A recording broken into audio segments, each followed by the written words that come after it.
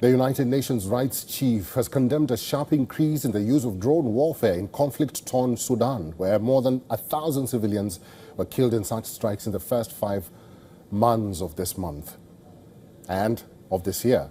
Drone warfare has become an increasingly prominent feature of Sudan's conflict since it erupted in April 2023 between the regular army and the paramilitary Rapid Support Forces, or the RSF. Now in its 4th year, the conflict in Sudan has killed tens of thousands of people and forced more than 11 million people from their homes, creating what the United Nations describes as the world's largest displacement and hunger crises.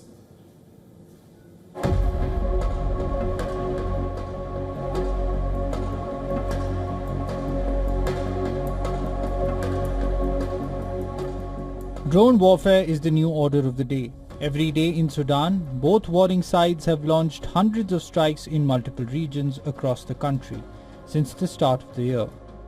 A drone strike on a funeral procession at a cemetery in the Sudanese city of El Obeid being the latest of such strikes.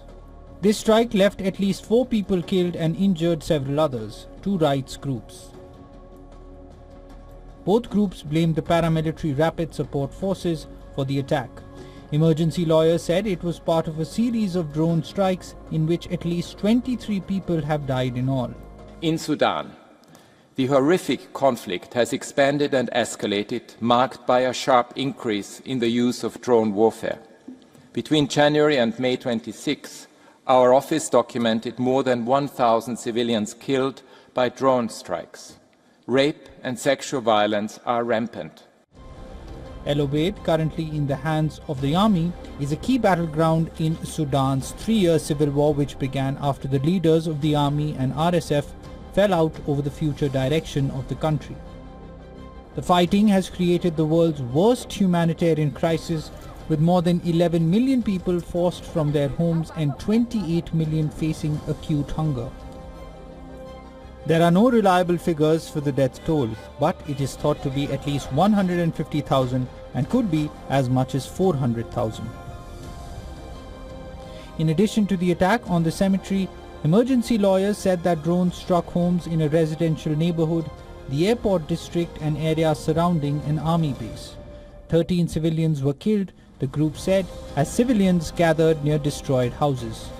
The 2 groups described systematic and repeated attacks on civilians in El Obeid for several days. Our humanitarian colleagues are warning that escalating attacks on bridges, roads, and other critical civilian infrastructure are disrupting humanitarian access and putting civilians at further risk. Drone activity is also affecting several parts of the country. Multiple strikes were reported yesterday in the town of Dilling in South Kordofan state. Today, a drone was reportedly shot down in Omdurman in Khartoum state.